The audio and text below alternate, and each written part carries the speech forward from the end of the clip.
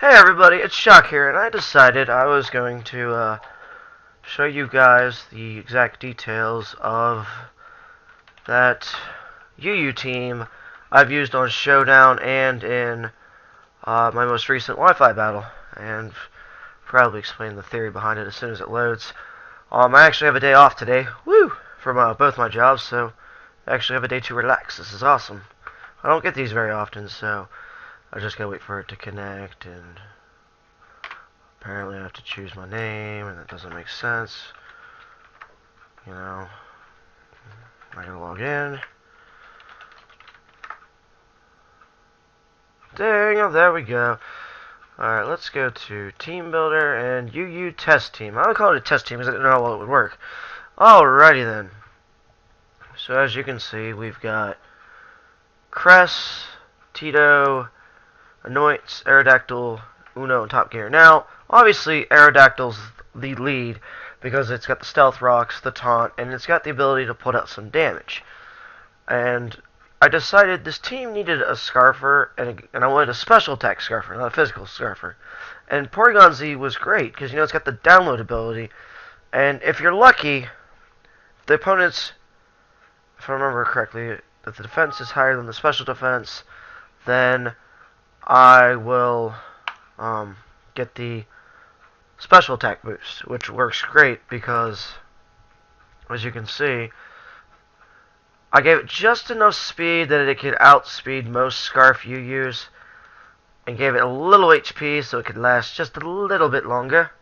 Alright, and I've never used a spinner before, ever, and I decided, well, what's a good spinner? And then I looked at Hitmontop, and Hitmontop's pretty good. And this is actually the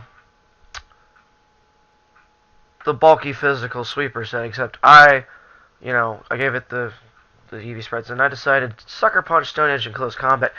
I thought about giving it Mach Punch for a second, so, you know, it would have 2 priority moves, but then I was like, you know, Mach Punch isn't that powerful, and, you never know when you need a Close Combat to actually be able to deal some damage. I wanted Tito, because Tito's always been a classic UU Pokemon for me, Arcanine, and I've always run the Fire Fang, Thunder Fang set for the sole reason of Burn, Paralysis.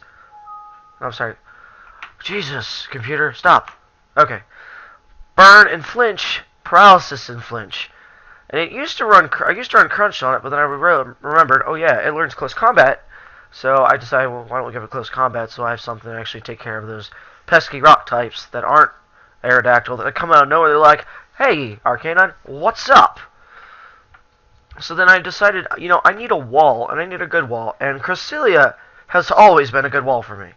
So I decided to do a Charge Beam set with, obviously, Moonlight. That's its healing move. Psychic. And I could have went with Size Shock, but I was like, in my experience, anytime I've used Size Shock and UU, it's always backfired on me. And I mean, backfired on me hardcore. And then I decided I could have given it a different move, but Hidden Power Fighting would allow me to actually hit some dark types like Houndoom, especially Houndoom.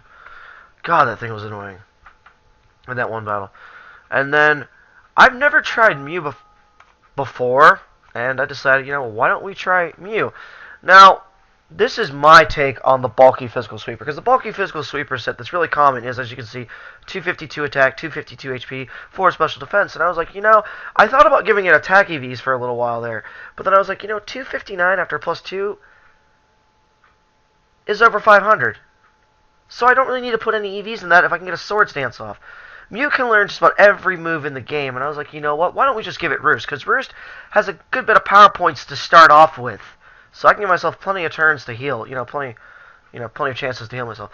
Swords Dance to get the boost off, and then I was like, I want Earthquake because it gives me a good bit of neutral coverage and some super coverage, and then I was coming down to the final move, and I thought about Zen Headbutt there for a second, because, it's the physical psychic move, and then I was like, it'd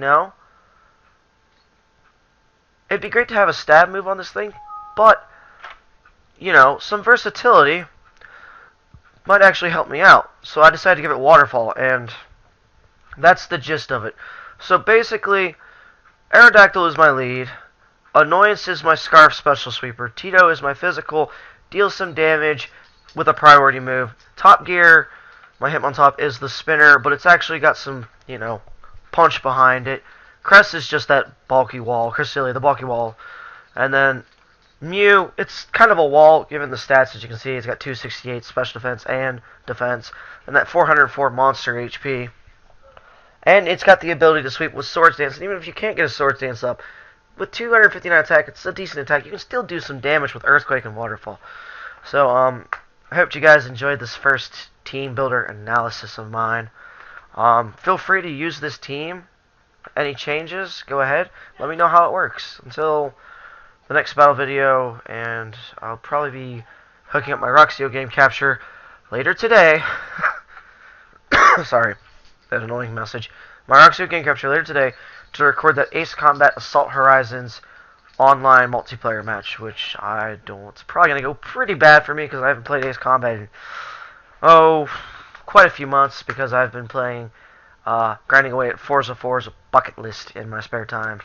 And trying to get through Gears of War Judgment's insane campaign, plus the classifieds, because that's just literally insane. So, later guys.